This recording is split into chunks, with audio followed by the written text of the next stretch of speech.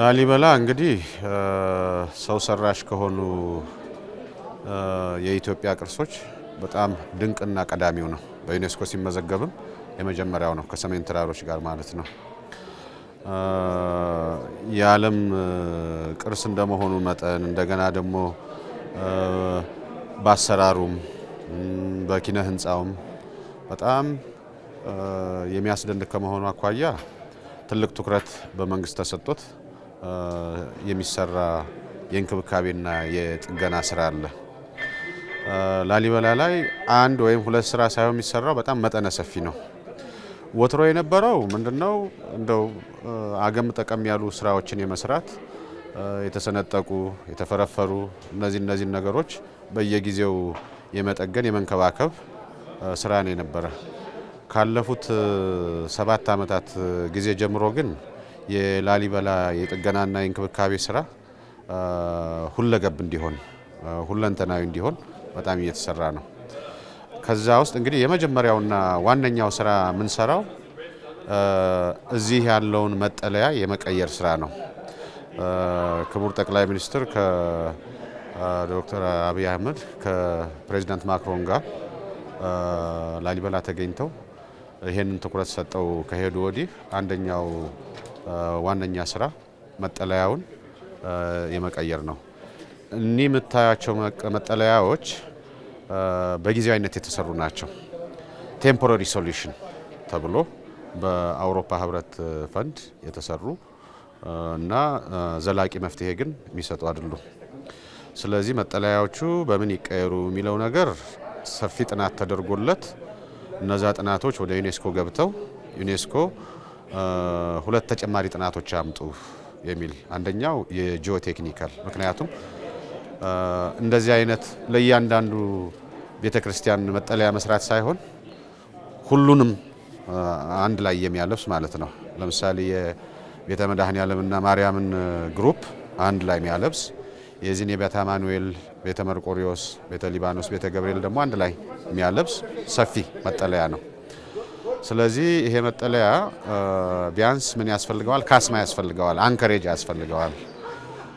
ያ ከሆነ የጂኦቴክኒካልና የሃይድሮሎጂ ጥናት ይጠና ተብሎ እሱን አሁን ሐምሌ 15 አካባቢ ላይ የአለት የመሰርሰርና ሌሎች ስራዎች የሃይድሮሎጂ ስራዎች ይሰራሉ። ትልቁ ስራ ምንድነው? እነዚህን ማንሳት እና ዘላቂ በሆነ ምናልባት እንደው ለ50 ዓመት ለ70 ዓመት የሚቆይ መጠለያ ከዛም በላይ ሊሆን ይችላል እሱን መስራት ነው። ሁለተኛው ላሊበላን ዝም ብሎ መጠገንና መንከባከብ መጠለያውን መቀየር ሳይሆን ዘላቂ የሆነ ልማት ማምጣት አለብን። ስለዚህ ይሄንም ከፈረንሳይ መንግስት ጋር ሰስተነብል ላሊበላ ዘላቂ ላሊበላ በሚል አንደኛ እንዳያቸዋቸው ለቱሪስቶች ምቹ ማድረግ ቦታውን ለአማኞችም ምቹ ማድረግ ምክንያቱም ከፍተኛ የአማኝ ቁጥር የሚስተናገድበት ነው። ነገ ወዲያ አሁን ባለው አይቀጥልም የቱሪስቱም ብዛት ማለት ነው እየጨመረ ነው የሚሄደው። ስለዚህ ለአማኞችም ለአገልጋዮችም ለህዝቡም ለቱሪስቶችም ምቹ የማድረግ ከቅርሱ ጋር የማይቃረኑ ድልድዮችን መጓዣ መንገዶችን የመስራት እንደገና ደግሞ መልክዓ ምድሩንም የማስተካከል ስራ ውብ የሚያደርግ የማጽዳት ስራ ይሄ አንደኛው ነው። ሰስተነብል ከዛ አልፎ ደግሞ ዲጂታላይዝ የማድረግ ብዙ ብራናዎች አሉ። ኦልሞስት ከ800 ዓመት ከ900 ዓመት በላይ የሆናቸው ማለት ነው። በጣም ከስነ ጽሁፍ ሀብታችን ውስጥ አሉ ምንላቸው እዚያ አሉ። እነሱንም ዲጂታላይዝ የማድረግ የስነ ቅርጽና የስነ ጥበብ ስራዎች አሉ። ቤተ መርቆሪዎስ፣ ቤተ ማርያም፣ ቤተ ጎልጎታ እነሱንም እንደዚሁ እንዲቆዩ የማድረግ ምክንያቱም ይሄ ካለቱ ቅዝቃዜና ከምን ጋር የተነሳ በጣም ምንም ቢሆን ድንጋይም እድሜ ያለው እንጨትም እድሜ ያለው ሰው የሰራው ስነ ስዕልም ራናም እድሜ ያለው እሱን የስነ ስዕሉን የመንከባከብ ስራ ሌላው ነው። ከዛ ውጪ እንደገና ይሄ አቅም የመገንባት ስራ አሁን ላሊበላ ላይ በጣም ከፍተኛ የሆነ የአቅም ግንባታ በተለይ ቅርስ ጥገና ላይ ድንጋይ መቅረጽ ላይ ይሄ ተሰርቷል። ከላሊበላ አልፎ ወደ አካባቢውም አሁን እየሄደ ነው። ወደ ላስታ አካባቢዎች ወደ ዋግ ኽምራም ውቅር መስቀለ ክርስቶስ አካባቢ ስራ ጀምረናል። የዛን ሁሉ እያጠቃለለ ወደ ተንቤንም አካባቢ ያሉትን እነሱን እያሰፋን እንሄዳለን። አሁን ወደ ሰስተናብል ኢትዮጵያ ወደሚል ተጉዘን የገባንበት አለ። ከዛ ባለፈ እንግዲህ ላሊበላ በጣም ይሄ የአውደ ርዕይ ስራ ቱሪስት መጥቶ ይሄን ያያል። ጋይድድ ቱሪም ሊኖረው ይችላል።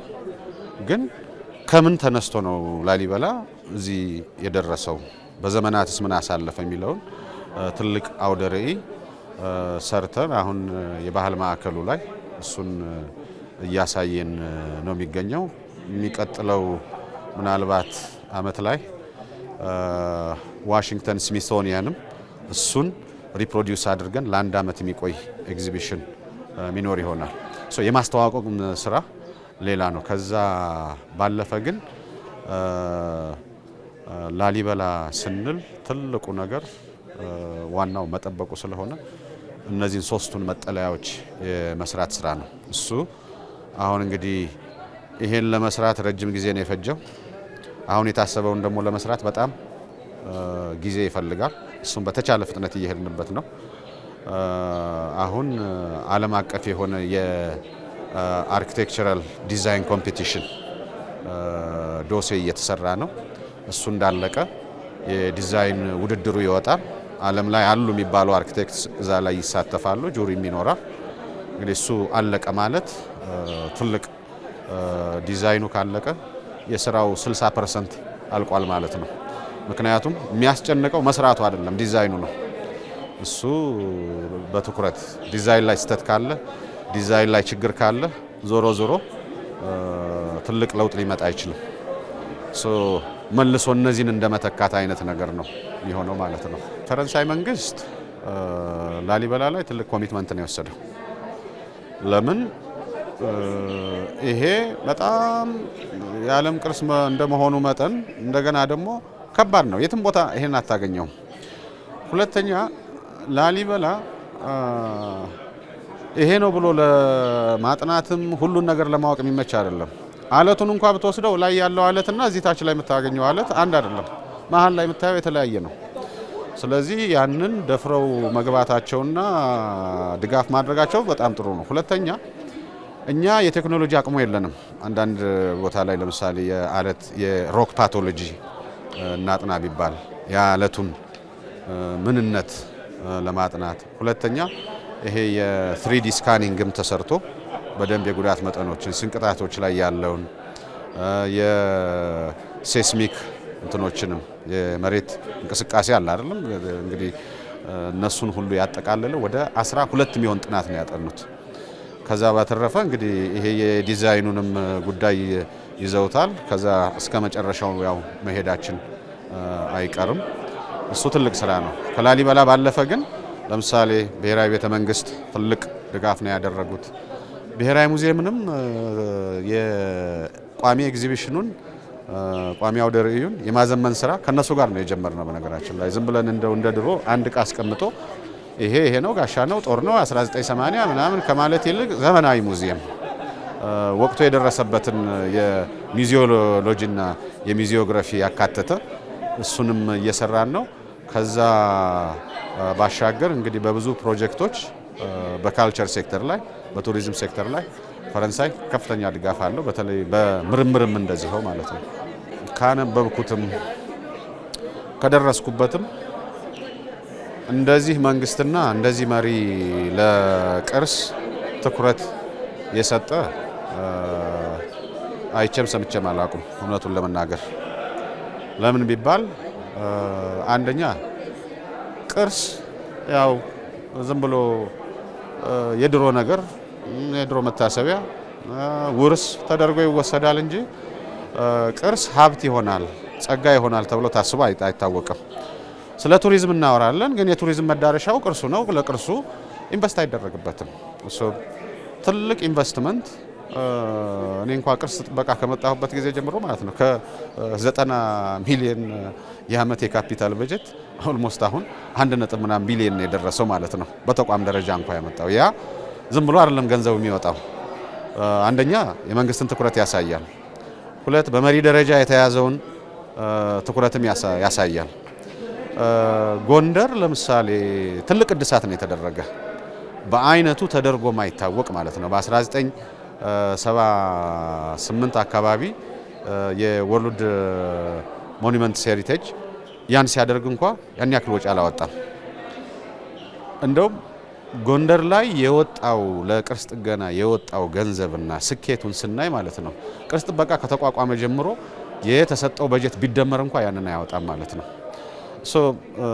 ትልቅ ትኩረት ተሰጥቶ የቅርስ እንክብካቤ እየተደረገ ነው። ላሊበላ አንድ ማሳያ ነው። ጎንደር አንድ ማሳያ ነው። ጅማ አባጅፋር አንድ ማሳያ ነው። እነዚህ ሁሉ ተረስተው የነበሩ ናቸው፣ የዓመታት ጥያቄ ያለባቸው። በቅርብ ጊዜ መርሆ ግቢ ደሴ፣ አይጠየፍ፣ ኩምሳም ወረዳ፣ ነቀምቴ አሁን ነቀምቴ የሚቀጥለው ዓመት ጀምሮ ኦልሞስት ወደ ትልቅ ስራ የሚገባ ነው። አብዛኛው ስራ የጥናት ስራ ያለቀ ነው እና የተፈጥሮ ቅርሶችንም የባህልና የታሪክ ቅርሶችንም ትልቅ ትኩረት ሰጥቶ መንግስት በዚህ መንቀሳቀሱ የሚገባም ነው። የዚህን ደግሞ ወለዱን የምናየው አሁንና አሁን አይደለም፣ ነገ ከነገ ወዲያ ነው። እሱ ነው ጠብቆ ማቆየት አንድ ነገር ነው። ኢንቨስት አድርጎ ደግሞ ከዛ ላይ ገንዘብ ጀነሬት ማግኘት ደግሞ ሌላ ነውና ሁለቱንም ነው አሁን እየተመለከ ያለው። ከዛ ባለፈ ደግሞ አይ ቅርስ ማንነት ነው፣ ታሪክ ነው።